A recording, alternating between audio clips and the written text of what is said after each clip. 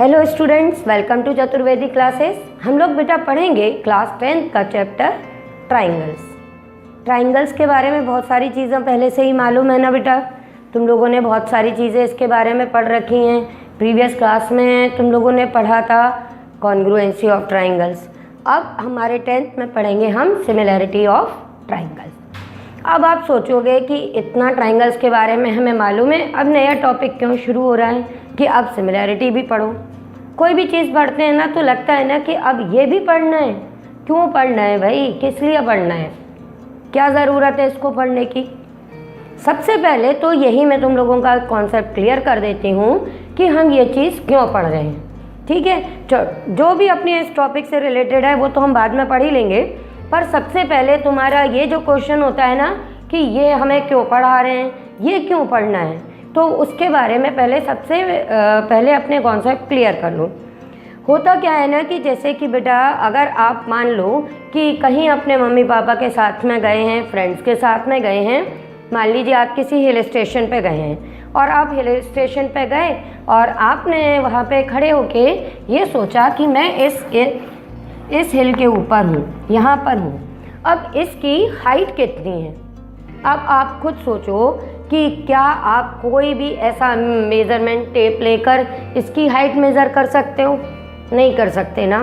तो आपको क्या लगेगा कि अब इसकी हाइट कैसे निकाली जाए, तो आप क्या सोचना, उसके पास में देखना कि उससे छोटी कोई हिल है क्या, अगर है और जिसकी कि हम आसानी से मेज़रमेंट निकाल सकते हैं, तो वहाँ पर आपका ये सिमिलैरिटी का क्राइटेरिया काम आएगा। फॉर एग्ज़ाम्पल आप ऐसे सोचो कि अगर आपका कहीं घर है और आपके घर के पास में एक कोई अपार्टमेंट बना हुआ है ना, या आपके घर के पास में कोई टावर लगा हुआ है।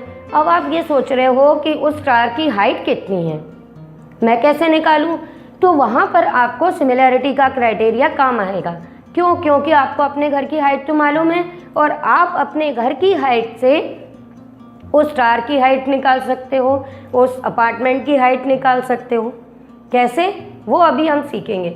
अभी हम ये देख रहे हैं कि हम सिमिलैरिटी क्यों पढ़ रहे हैं, उसका क्या यूज़ होने वाला है, कि इन फ्यूचर हम उसको कैसे यूज़ करेंगे अपनी रियल लाइफ में। तो इसी तरह से जैसे कि हमने हाइट निकालनी थी तो हम इसकी हाइट ना निकाल के इसकी हाइट निकाल लेंगे और इसकी हाइट के बेस पर हम अपनी इसकी हाइट बता सकते हैं। ऐसे ही तुम लोगों को मालूम होगा कि जैसे कि हमसे बहुत दूर जो ऑब्जेक्ट्स हैं उनके बारे में भी हमने ऐसे ही पता किया, या हमारे साइंटिस्ट लोगों ने पता किया था, जैसे कि मून है। ठीक है ना बेटा, अभी अपन उसके ऊपर कई एक्सपेरिमेंट्स भी कर रहे हैं। तो उन सभी जगहों पर ये जो हमारा principle of similarity of figures है ये काम आता है। अब आप सोचोगे कि कॉन्ग्रुएंसी से नहीं निकाल सकते, नहीं कर सकते बेटा। क्यों? क्योंकि कॉन्ग्रुएंसी में आपने क्या पढ़ा, कॉन्ग्रुएंसी में आपने प्रीवियस क्लास में पढ़ा था कि वो फिगर्स जिनके शेप एंड साइज सेम हो, है ना, उनको हम कॉन्ग्रुएंट फिगर्स कहते हैं। अब अगर मान लो कि मुझे इस हिल की हाइट निकालनी है तो मेरे पास इतनी ही बड़ी एक और हिल हो जिसकी हाइट मुझे पता हो तो मैं इसकी भी बता सकती हूँ। अब मेरे पास में तो इसी की निकालना मुश्किल है तो मैं इसकी कैसे निकालूँ? फिर वही प्रॉब्लम आएगी ना बेटा कि साइज और शेप सेम है तो कॉन्ग्रुएंट है। जब कॉन्ग्रुएंसी है या सेम एक की अगर हमको मालूम है डायमेंशंस तो हम दूसरे की निकाल सकते हैं। ठीक है ना बेटा, तो इसलिए सिमिलैरिटी ऑफ अपन कोई भी पॉलीगॉन है उसके बारे में आज पढ़ने वाले हैं। अब इसके बाद में आता है कि हमने जैसे इनके बारे में पढ़ना शुरू किया तो हम इनको डिफ्रेंशिएट कैसे करेंगे, कि हम कैसे कहेंगे कि कौन से हमारे फिगर्स कॉन्ग्रुएंट हैं और कौन से सिमिलर हैं। तो इनके बारे में ये एक कॉन्सेप्ट अपना क्लियर रखो कि जो फिगर्स जिनके शेप और साइज सेम हो, या ये तो अपनी नॉर्मल लैंग्वेज में हो गया, और अगर हम मैथमेटिकल लैंग्वेज में कहें कि ऐसे पॉलीगॉन्स जिनकी नंबर ऑफ साइड्स सेम हो और उनके कॉरस्पॉन्डिंग एंगल्स, ठीक है, कॉरस्पॉन्डिंग एंगल्स भी इक्वल हो जाएं, तो हम उनको कह देते थे कि ये हमारे कॉन्ग्रुएंट फिगर्स हैं। पर अगर हमारे दो पॉलीगॉन ऐसे हैं जिनके कॉरस्पॉन्डिंग एंगल्स इक्वल हैं और नंबर ऑफ साइड्स, जो नंबर ऑफ साइड्स हैं वो सबसे पहले ध्यान देना कि जैसे हमने कभी भी कहा कि दो फिगर हैं और उनके शेप सेम हैं, तो इसका मतलब क्या है कि उनकी नंबर ऑफ साइड्स सेम होंगी। फॉर एग्जांपल कि अगर हम सर्कल की बात करते हैं तो एक सर्कल ये है और एक सर्कल ये है, ये दो सर्कल हैं। अगर हम एक तीसरा सर्कल और बना लेते हैं, अब इनमें से कौन सा कॉन्ग्रुएंट है और कौन सा सिमिलर है? सिंपल सी बात है कि जो सर्कल्स जिनके रेडियस सेम हैं उनको हम कहेंगे कॉन्ग्रुएंट हैं, और जिनके रेडियस डिफरेंट हैं उनको हम कह देंगे कि ये सिमिलर हैं। हमने ये किस बेस पे कहा? इसलिए क्योंकि इनके शेप सेम थे, है ना। तो जब सेम शेप की चीज़ें होंगी तो हम उनको कहेंगे सिमिलर हैं, और जब हमारी डिफरेंट शेप की होंगी चीज़ें तो हम उनमें सिमिलरिटी का क्राइटेरिया नहीं लगाएंगे। जैसे कि आप अगर सोचने लगो कि ये ट्राइंगल और ये सर्कल सिमिलर हो सकते हैं, नहीं हो सकते, क्योंकि इनकी नंबर ऑफ साइड्स सेम नहीं है। पर नंबर ऑफ साइड सेम होने पर भी क्या हमारे पास में जो पॉलीगॉन्स हैं वो सिमिलर होंगे? वो भी कंपलसरी, वो भी नहीं हो सकता। देखो, जैसे कि अगर हम ये बोल दें कि हमारे पास में नंबर ऑफ साइड्स के बेस पर ये 4 साइड्स हैं, ये स्क्वायर है, और अगर मैं यहाँ पे ये फिगर बना दूँ तो ये रोम्बस है, तो क्या ये दोनों सिमिलर हैं? नंबर ऑफ साइड्स तो आप कह दोगे कि सेम है। आपने मैम अभी कहा था कि नंबर ऑफ साइड सेम होने चाहिए, तो नंबर ऑफ साइड तो सेम है बेटा, पर इनके कॉरस्पॉन्डिंग एंगल्स इक्वल नहीं हैं, ठीक है। तो इसलिए यहाँ पर भी ये सिमिलर नहीं है। अच्छा, अब नेक्स्ट चीज़ आती है कि हमको सिमिलैरिटी की ज़रूरत तो समझ में आ गई कि क्या है। अब हम कैसे पहचानेंगे कि कोई भी फिगर्स या कोई भी पॉलीगॉन्स हमारे सिमिलर हैं? और अब इनके बारे में पढ़ने से लिए ऐसे सोचो कि जैसे मैंने अभी तुमसे कह दिया कि ये इसके सिमिलर हैं और तुमने मान लिया ना, तो अब इसको अगर आपसे कोई प्रूव करने के लिए कहे कि ये दोनों फिगर्स आपके सिमिलर हैं, तो इसके लिए सबसे पहले आप ये देखना कि इनके शेप सेम हैं या नहीं हैं। जब सेम शेप के होंगे तो उसके बाद में आप इनकी साइड्स का रेशो फाइंड करना। जैसे कि ये साइड मैं अभी ले लेती हूँ 6 है और ये साइड हमारी 8 है, ठीक है बेटा, और ये ले ली 10 है। फिर उसके बाद में आप इसका निकालना, तो ये मान लीजिए 3 है, ये 4 है और ये 5 है। अब अगर आपके सेम शेप की चीज़ें हैं और उनके कॉरस्पॉन्डिंग एंगल्स इक्वल हैं और उनकी साइड्स का रेशो सेम है, कॉन्ग्रुएंसी में क्या होता था बेटा? साइड्स की लेंथ इक्वल होती थी, और इसमें अपने पास में साइड्स का रेशो सेम होता है। यानी कि अगर मैं इस ट्राइंगल का नाम लिख देती हूँ ABC और इसका नाम लिखती हूँ DEF, ठीक है बेटा, तो इनकी साइड्स का रेशो हमेशा सेम होगा। और ये अगर कॉन्ग्रुएंट फिगर हैं तो ये 6 है, ये 8 है और ये भी 10 हो गई। तो इससे भी आप लोग अपना देख सकते हो कि कॉन्ग्रुएंट फिगर्स में साइड्स की लेंथ सेम होती है, पर सिमिलर फिगर्स में उनका रेशो सेम होता है। मीन्स अगर हम AB अपॉन DE फाइंड करेंगे, फाइंड करेंगे बेटा, तो ये आएगा आपका 6/3, तो ये आ गया अपने पास में 2/1, रेशो आ गया 2/1, ठीक है। अगर आप इसी तरह से AC अपॉन DF फाइंड करोगे तो वो आएगा आपका 8/4, तो ये भी आ गया 2/1। फिर आपने BC अपॉन EF फाइंड किया तो ये भी क्या आ गया बेटा? 2/1। तो इससे ये पता चला कि दो फिगर्स कब हमने कहा कि सिमिलर कहलाएंगे? जब उनकी साइड्स का रेशो सेम हो और उनके शेप भी सेम हो। क्लियर हो गया बेटा? ये कॉन्सेप्ट क्लियर हुआ। और एक चीज़ और याद रखो, ये जो रेशो हम सेम कर रहे हैं, मीन्स इसका कॉरस्पॉन्डिंग साइड का रेशो इसकी कॉरस्पॉन्डिंग साइड के रेशो के इक्वल है, इसको कहा जाता है स्केल फैक्टर।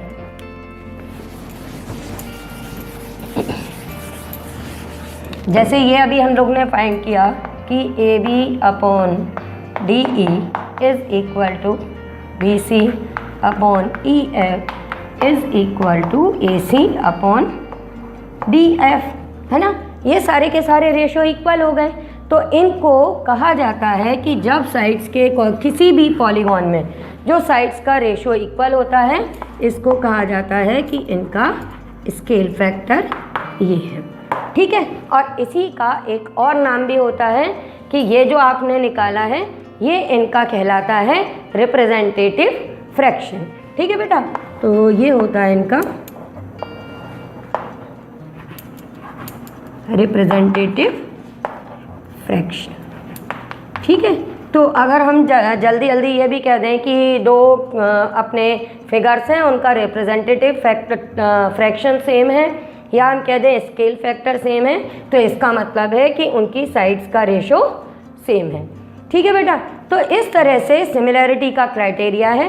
हमको क्लास 10th में केवल अपने को जो पढ़ना है मेन चीज़ वो है सिमिलर ट्राइंगल्स के बारे में, कि ट्राइंगल्स में सिमिलैरिटी के लिए क्या रूल होता है और किस तरह से हम उनको सिमिलर कर सकते हैं। अब जैसे अभी हमको ये दो अपने पास में हिल्स की बात कर रहे थे और हाइट निकालनी थी, तो अगर मेरे पास में ये जो मेरी कम हाइट की हिल है जिसको मैं मेज़र कर सकती हूँ, तो उसकी अगर मेरे को मालूम हो जाती कि ये इतनी हाइट है, या इसके साथ में यहाँ पर अगर हम ये हाइट ड्रॉ कर लेते तो ये दोनों सिमिलर अपने पास में फिगर्स होते, तो इनकी साइड्स के रेशो से हम दूसरे वाली हिल की भी हाइट फाइंड कर लेते हैं। तो कॉन्ग्रुएंसी हम लोग पढ़ चुके थे और अब हम लोग ने सिमिलैरिटी का क्राइटेरिया भी समझ लिया है। अब हम ट्राइंगल्स के बारे में समझते हैं कि दो ट्राइंगल्स हैं, अगर हम उनको सिमिलर करना चाहें तो हम कितनी तरह से कर सकते हैं, जल्दी से वो देख लेते हैं। कि अगर मान लीजिए आपके पास में एक ट्राइंगल ये है और एक ट्राइंगल ये है, अब आपको इनको सिमिलर प्रूव करना है। ठीक है,